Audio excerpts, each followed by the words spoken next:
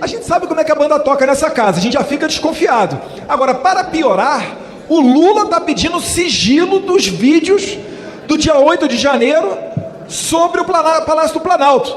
É ou não é para desconfiar? Eu quero dizer que quando a oposição aqui está preocupada com o Lula, ela tem razão de estar preocupada. Porque no governo deles não tinha reajuste do salário mínimo acima da inflação, o Brasil estava envergonhado no mundo, o povo passava fome, voltou à fila do osso, as empresas desempregando no Brasil. Esse era o Brasil, negando a ciência, 700 mil pessoas morrendo porque não tinha vacina. Este era o Brasil deles. Tem os bolsonaristas falando legado do bolsonarismo.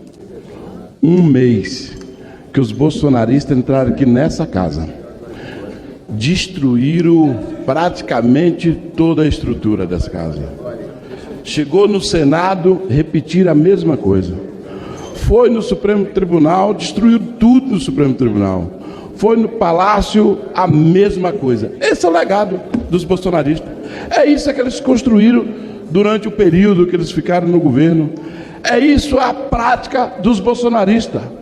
E é isso que fez com que no Brasil tivesse aumentado a fome, a pobreza e a miséria durante o período que eles governaram. Destruíram todas as estruturas organizativas e, ao mesmo tempo, não quis seguir o processo natural nosso, que é o processo democrático.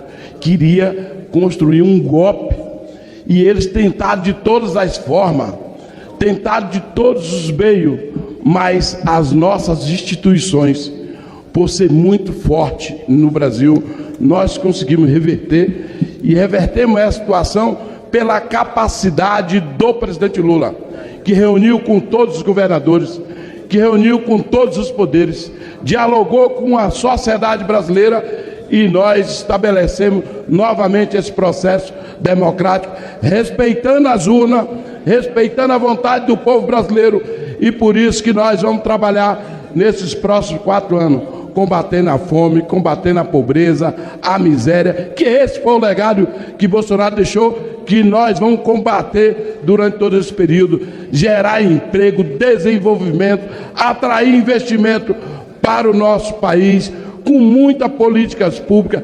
respeitando as instituições e, ao mesmo tempo, trabalhando para diminuir a desigualdade social que nós temos no Brasil. É isso que nós vamos fazer e eu tenho certeza que o presidente Lula, quando se posiciona e, ao mesmo tempo, o mercado fica nervoso, que o mercado fique nervoso do jeito que ele quiser. Nós vamos trabalhar justamente para as políticas públicas chegar a quem mais precisa, que é o indígena, que é o quilombola, que é o sem terra, que é o pequeno agricultor, que é o trabalhador, que é a necessidade de gerar emprego nesse país. É isso que nós estamos fazendo e que nunca mais repita 8 de janeiro na nossa história.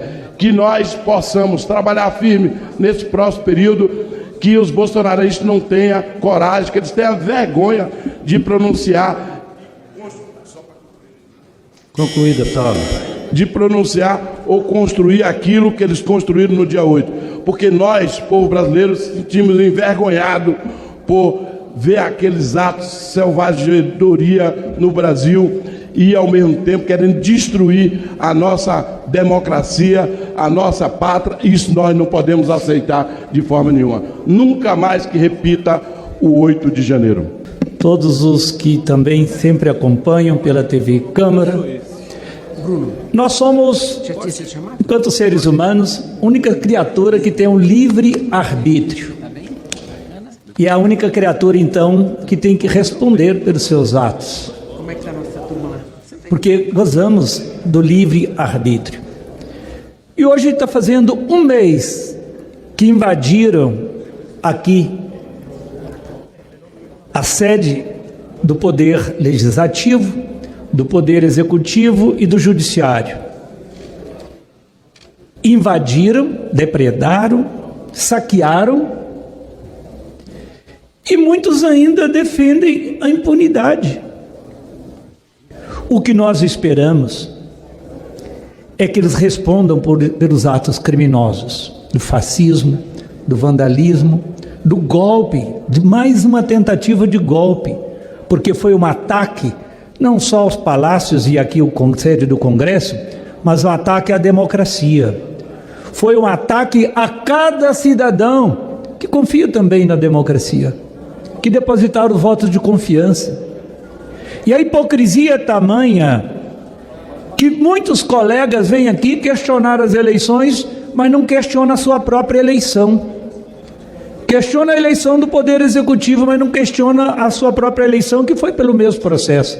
Hipócritas, hipócritas. E se defendemos a democracia, as pessoas que vieram aqui têm que ser punidas. Tem que continuar buscando os financiadores, porque não podem punir só que os pequenos também. Por isso que vamos continuar a acompanhar esse processo, porque teve financiadores, teve os covardes que mandaram muitos cidadãos para aqui para operar o golpe e ficaram na sombra. Ficaram na sombra. Tem que buscar aqueles que tiveram informação privilegiada e que saíram, ficaram um tempo no acampamento e que saíram para não serem presos. Então, viva a democracia, viva a nossa justiça, viva a nossa justiça, viva os que resistem de fato a sustentar e defender a democracia. E o nosso presidente Lula, que entende que esse país é para os brasileiros, não tem que ser para os gananciosos. Quem que sustenta esse país é a classe trabalhadora, por isso que tem que ter acesso a políticas públicas, por isso que o Estado brasileiro tem que ser presente para garantir a dignidade, e não só aos gananciosos. Senhores deputadas, senhores deputados, senhoras e senhores. No dia 7 de fevereiro de 1909, nasceu em Fortaleza, Ceará, aquele que em 52 se tornou um dos bispos de maior destaque e prestígio no Brasil e no mundo. Falo de Dom Helder Câmara, Pessoa Câmara, que foi para a eterna morada com 90 anos de vida e 68 anos de sacerdócio a serviço dos direitos humanos, da justiça e da paz.